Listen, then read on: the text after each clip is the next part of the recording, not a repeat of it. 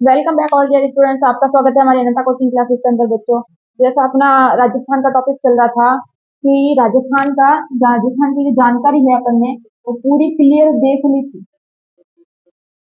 राजस्थान की जानकारी अपन ने पूरी क्लियर देख ली थी। अब आते हैं अपन राजस्थान की स्थिति पर। राजस्थान की स्थिति मतलब क्या, राजस्थान कहाँ पे है, किस जगह पे है, किस दिशा के अंदर है और कितने एरिया के अंदर फैला हुआ, कितना उसका क्षेत्रफल है, इसकी सीमा लग रही है, अंतरराष्ट्रीय सीमा, अंतर्राज्यीय सीमा। एक एक पॉइंट अपने को राजस्थान का पढ़ना है। इससे बाहर आपको कहीं भी क्वेश्चन नहीं जाएगा। पूरा वीडियो ध्यान से क्लियर समझ लेना। आपको कहीं बाहर जाने की जरूरत नहीं, किसी अलग अलग बुक्स में पढ़ने की जरूरत नहीं पड़ेगी। क्लियर है बच्चों? देखो, सबसे पहले अपन देखिए राजस्थान की स्थिति की बात करते हैं।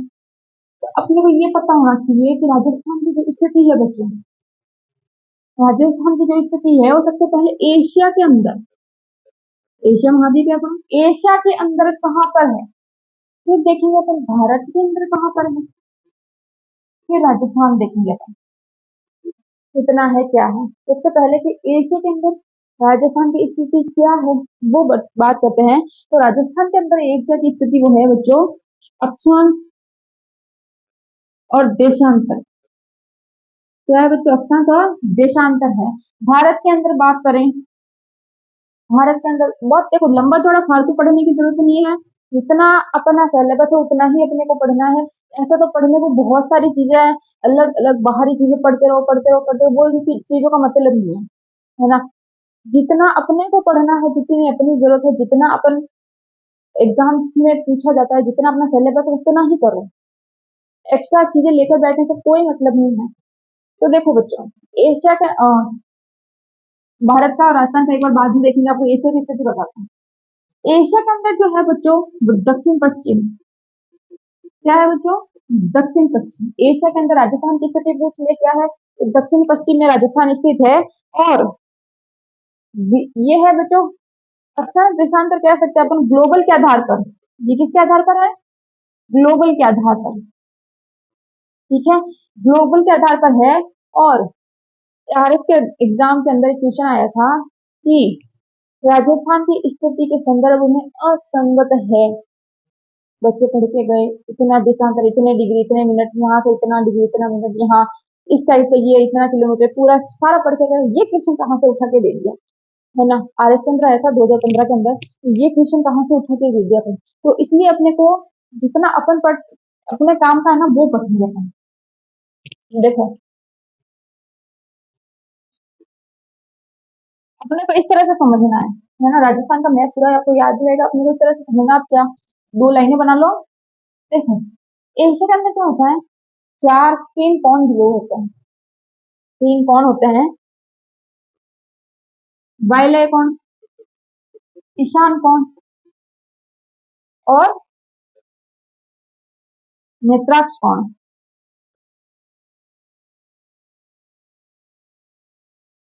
इसमें कुछ नहीं होता, इसके अंदर कुछ नहीं होता, तीन कौन होते हैं। तो बच्चों, ये जो कौन होता है वो होती है भारत के अंदर स्थिति।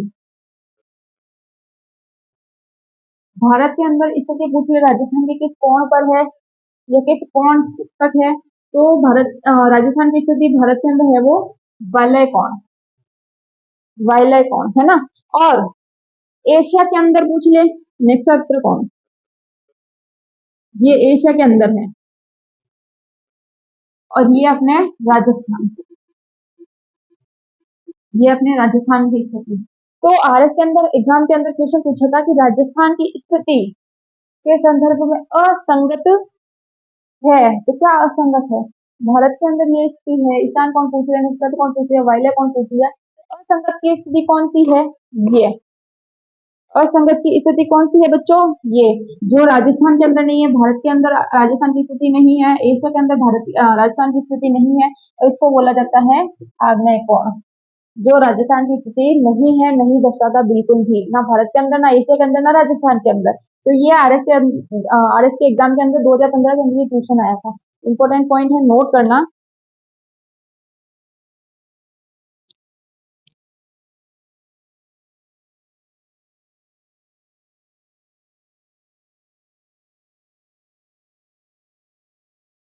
कर लिया बच्चों। कर्क रेखा, कर्क रेखा के बारे में सबने सुना होगा, नाम तो सुना ही होगा, कर्क रेखा, कर्क रेखा नाम सबने सुना होगा। राजस्थान की कर्क रेखा की स्थिति राजस्थान के अंदर कितनी किलोमीटर है या कितनी स्थिति है? पहले तो अपने को बाहर की चीजें देख लेते हैं थोड़ा राजस्थान के अंदर, कि राजस्थान के अंदर कर्क रेखा की स्थिति कितनी है,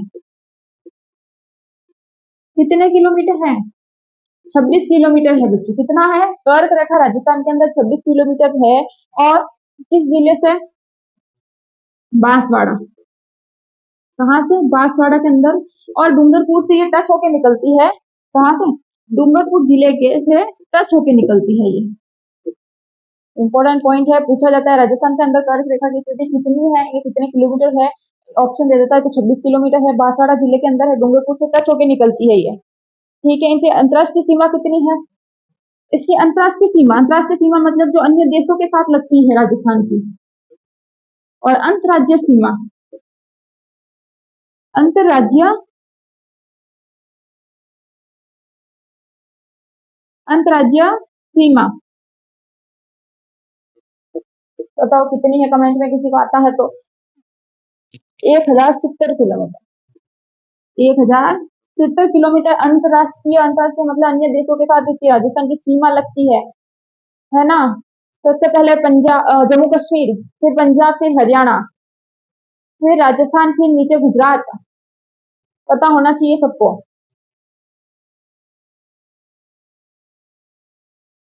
और अंतर्राज्यीय सीमा की बात करें तो 4850 किलोमीटर अंतर्राज्यीय सीमा है, मतलब इस राजस्थान की पूरी जो भी जिले लगते हैं ये टोटल सीमा, और ये जो सीमा है वो 1070 किलोमीटर ये जो सीमा है। तो टोटल कितनी हो गई? टोटल राजस्थान की सीमा कितनी हो गई बच्चों? 5920 किलोमीटर। ये है टोटल, कितनी? राजस्थान की टोटल 5920 किलोमीटर। तो ये है, यह नोट करना बच्चों एक बार। अब देखो बच्चों कि राजस्थान की स्थिति की बात करें तो राजस्थान, ये मान लो राजस्थान है, सबसे पहला कोना कहाँ से स्टार्ट होता है, सबसे लास्ट कोना कहाँ से स्टार्ट होता है? सबसे पूर्वी कोना, और पूर्वी और पश्चिमी कोना, उत्तर, दक्षिण, पूर्व, पश्चिम, मतलब राजस्थान का सबसे लास्ट दक्षिण का, उत्तर का सबसे लास्ट, पूर्व का और पश्चिम का, कौन कौन से कहाँ है, कहाँ से स्टार्ट होता है, कहाँ तक खत्म होता है। सबसे पहला उत्तर की दिशा में देखो, सबसे लास्ट जो कोना है वो गांव कौन सा है? कोना गांव कहाँ स्थित है? श्री गंगानगर के अंदर स्थित है। फिर देखो दक्षिण में बोरकुंड बच्चों, बोरकुंड गांव सबसे लास्ट में स्थित है। पश्चिम का सबसे लास्ट कोना कौन सा है? कटरा गांव।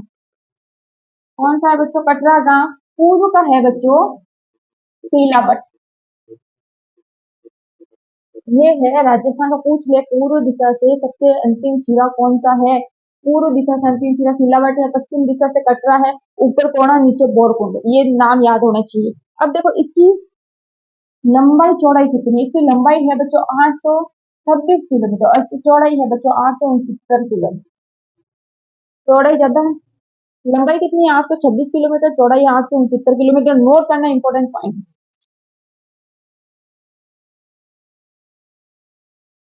देखो राजस्थान की आकृति कैसी है, अपन मैं तो आपको इजीली समझा रही हूँ इस तरह से, समकोण बनाते। राजस्थान की आकृति कैसी है? विषम कोणीय चतुर्भुज, चतुर्भुज तो है अपने को पता है, चार कोण है तो, लेकिन आकृति कैसी है बच्चों? विषम कोणीय चतुर्भुज, है ना, चतुर्भुज। ये है राजस्थान की आकृति, नोट करना इसको।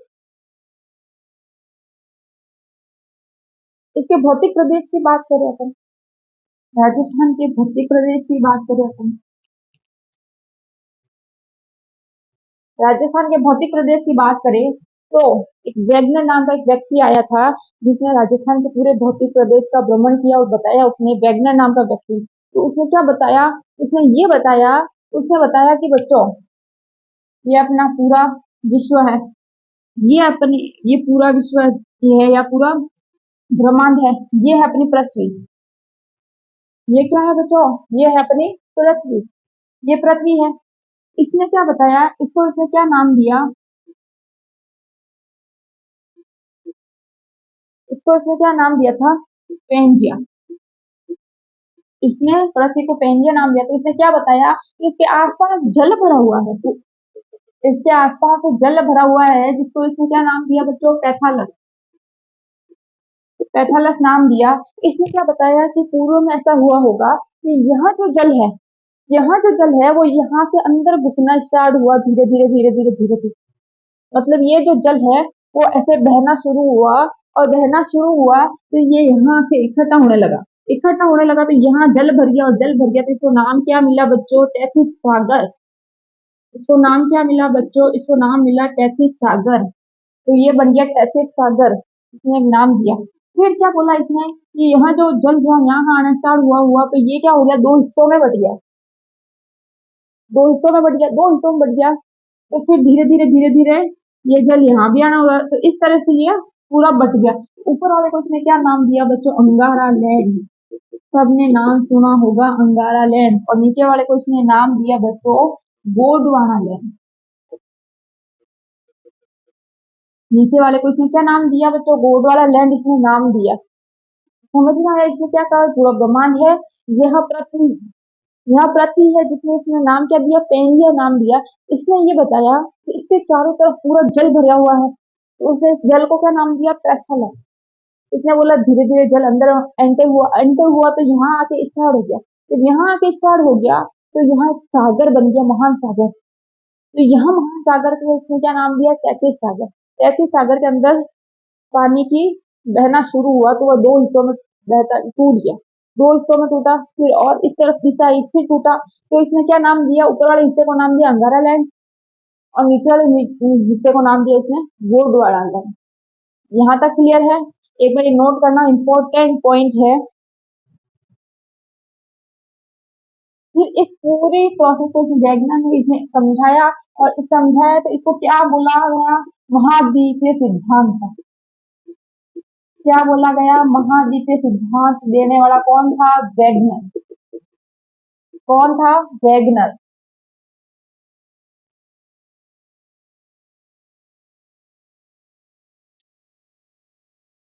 क्लियर है बच्चों? यहाँ तक क्लियर है? देखो इंपॉर्टेंट पॉइंट तो यही है, आपको पूरा यहाँ तक क्लियर करना है, इससे बाहर आपका कोई भी क्वेश्चन नहीं जाएगा, इससे बाहर आपका कोई भी क्वेश्चन नहीं जाएगा राजस्थान का। बस अपने को ये याद होना चाहिए कि राजस्थान की लंबाई कितनी है, चौड़ाई कितनी है, उसके कोने कौन कौन से हैं, और इस भारत के अंदर इसकी दिशा क्या है, एशिया के अंदर इसकी दिशा क्या है, इसकी स्थिति क्या है, ये अपने को याद होना चाहिए। तो ये इंपॉर्टेंट पॉइंट यही है, इससे बाहर आपको कोई क्वेश्चन नहीं जाएगा, क्योंकि फालतू लंबा चौड़ा पढ़ने की, रामायण पढ़ने की जरूरत नहीं है। ऐसे तो बहुत लंबा चौड़ा चीजें हैं, पढ़ते जाओ खत्म नहीं होगा कभी जीके, है ना। तो बच्चों यहाँ तक अपनी क्लास खत्म होती है। नेक्स्ट वीडियो के अंदर इससे आगे का टॉपिक लेंगे अपन। तो यहाँ तक ये इजी क्लास थी, बिल्कुल इजी क्लास थी। अब इसका थोड़ा लेवल बढ़ेगा, इसलिए इसको क्लियर करना बहुत जरूरी है, क्योंकि नेक्स्ट लेवल थोड़ा सा हाई होगा। तो उसको समझने के लिए आपको ये क्लियर होना जरूरी है। इसको एक बार और आप क्लास देख लोगे तो आपको पूरा क्लियर हो जाएगा। कोई भी डाउट हो तो मुझे कमेंट में मैसेज करें। जय हिंद, जय भारत।